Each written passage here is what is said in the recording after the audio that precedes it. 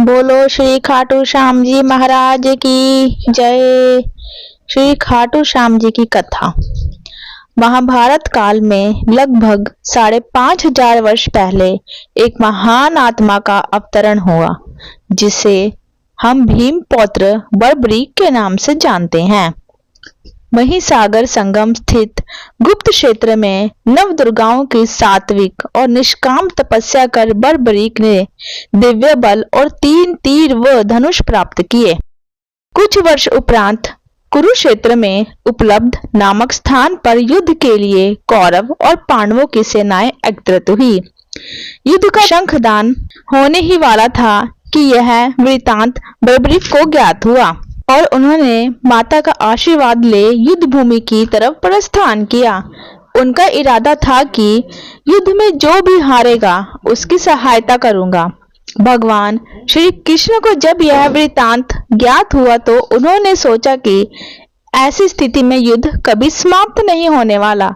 अंत उन्होंने ब्राह्मण का वेश धारण कर बर्बरीक का मार्ग रोककर उनसे पूछा कि आप कहाँ प्रस्थान कर रहे हैं।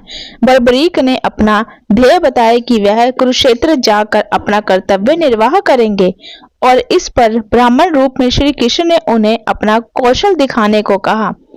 बर्बरीक ने कहा, एक ही तीर से पेड़ के सभी पत्तों को भेद दिया, सिवाय एक पत्ते के जो श्री कृष्ण ने अपने पैरों के नीचे दबा दिया था।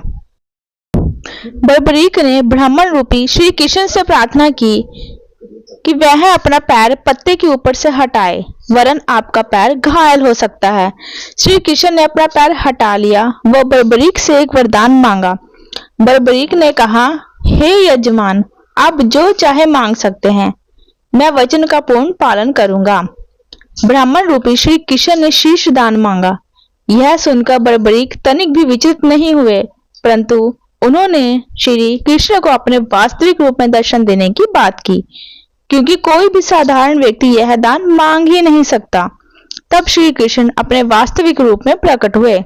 उन्होंने महाबली, त्यागी, तपस्वी वीर बर्बरीक का मस्तक रणचंडिका को भेंट करने के लिए मांगा और साथ ही वरदान दिया कि कलयुग में तुम मेरे नाम से जाने जाओगे, मेरी शक्ति तुम में निहित होगी, देवगण तुम्हारे मस्तक की पूजा करेंगे। जब तक यह पृथ्वी, नक्षत्र, चंद्रमा तथा सूर्य रहेंगे, तब तक तुम लोगों के द्वारा मेरे श्री श्याम रूप में पूजनीय रहोगे। मस्तक को अमृत से सींचा और अजर अमर कर दिया। मस्तक ने संपूर्ण महाभारत का युद्ध देखा एवं युद्ध के निर्णायक भी रहे। युद्ध के बाद महाबली बर्बरीक श्री कृष्ण से आशीर्वाद लेकर अंतर्ध्यान हो गए।